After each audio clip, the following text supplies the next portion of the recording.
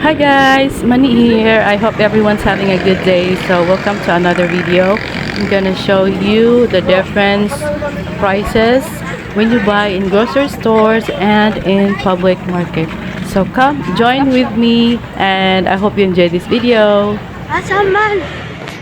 So I'm here in Save More Supermarket in Lapu-Lapu City, you guys. So let's see if we can really save more. 69 for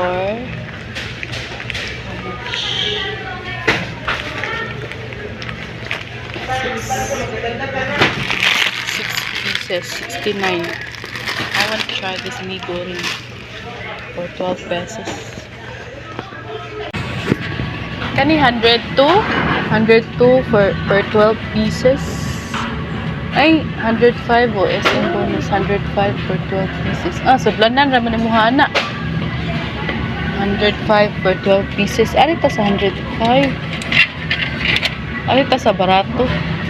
105 per 12 pieces. Date June 9. Saan ba rin? June 3. Oh, muda pa na. June 3. Napatay 6 days. Muda pa na. Ganaan mo sinanay ang napatay. 201. 201. Ano sinanay na? Kilogram ng patatas. 63.64. Weigh 140 per kilograms. So 140 on garlic is 172 per kilogram. Onions,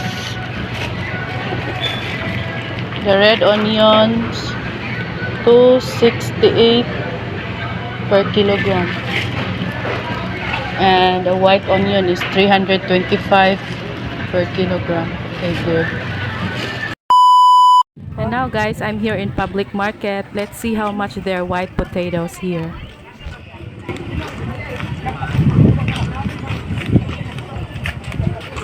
Pwede ba nagpin sila? 130.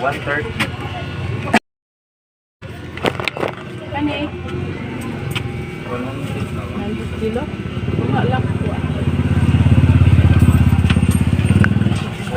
Nag-vlog. Kita niya itong naong burger. Bunga lang po at. Ilan ang kilo karon sa kuan Bombay? Yan, napakaganda. Mumbai, ma'am. 250.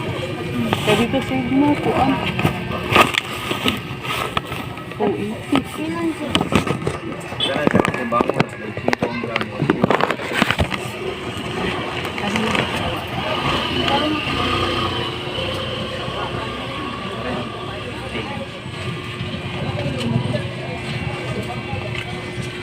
Ada lang.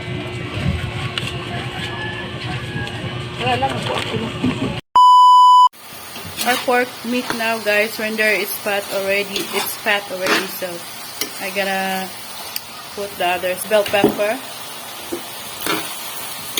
So this is the secret of the pork menudo, guys, or our pork ginamay, the pork and beans.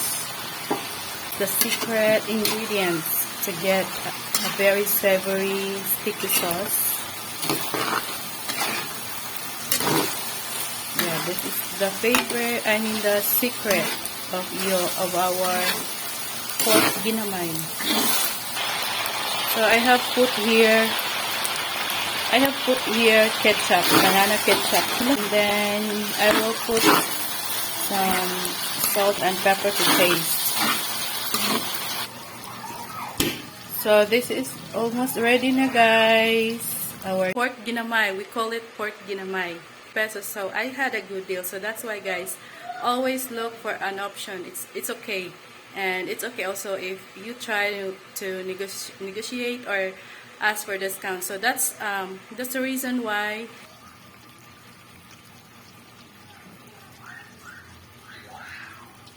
I want to have the carrots.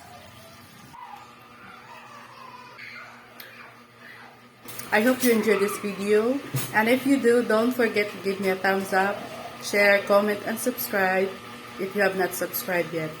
Thank you so much for watching, and I hope to see you on the next one. Bye!